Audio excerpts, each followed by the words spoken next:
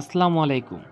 Broiler মুরগির বাচ্চা আনার পর প্রথম ৭ দিনের কি কাজ থাকে এবং কিভাবে যত্ন নিবেন আজকে আমরা সেটি জানব। ব্রয়লার মুরগির বাচ্চা আনার পর প্রথম ৭ দিনই সবথেকে গুরুত্বপূর্ণ সময়। এই সময় সঠিকভাবে যত্ন না নিলে মুরগির মৃত্যুহার বেড়ে যেতে পারে, ওজন ঠিকমতো বাড়বে না এবং রোগ প্রতিরোধ ক্ষমতা কমে যায়। বাচ্চা গ্রহণের আগে ঘর বা শেড জীবাণুমুক্ত করতে হবে।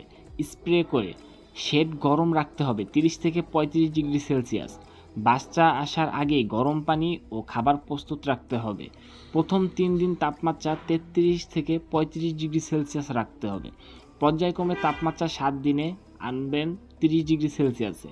বাচ্চা ঠান্ডা পেলে একসাথে জড়ো হবে। যদি দেখেন বাচ্চা একসাথে জড়ো হয়ে গেছে তাহলে তাপমাত্রাটা একটু বাড়িয়ে দেবেন এবং তাপমাত্রা বেশি হলে গরমে ছড়িয়ে পড়বে। যদি দেখেন গরমে ছড়িয়ে পড়েছে তাহলে তাপমাত্রাটা একটু কমিয়ে আনুন। প্রথম দিন গ্লুকোজ প্লাস ভিটামিন সি মিশিয়ে পানিতে দিন। দ্বিতীয় দিন থেকে ভালো মানের স্টার্টার খাবার দিন। প্রতিদিন পরিষ্কার ও কুসুম গরম পানি দিবেন। মনে রাখবেন প্রথম ৩ দিন আলো ২৪ ঘন্টা দিন এবং তারপর দিনে ২০ ঘন্টা আলো যথেষ্ট। আগেই বলেছি প্রথম দিন গ্লুকোজ প্লাস ভিটামিন সি দিন।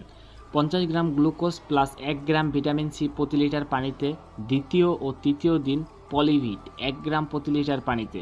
চতুর্থ ও পঞ্চম দিন অ্যানব্রক্সিন কোলিস্টিন ব্যাকটেরিয়ার রোগ প্রতিরোধে ১ মিলি প্রতি লিটার পানিতে। ষষ্ঠ ও সপ্তম দিনে ইলেকট্রোলাইট প্লাস গরমের সময় দেহের পানি ও খনিজ ঘাটতি পূরণে মাল্টিভিটামিন দিন।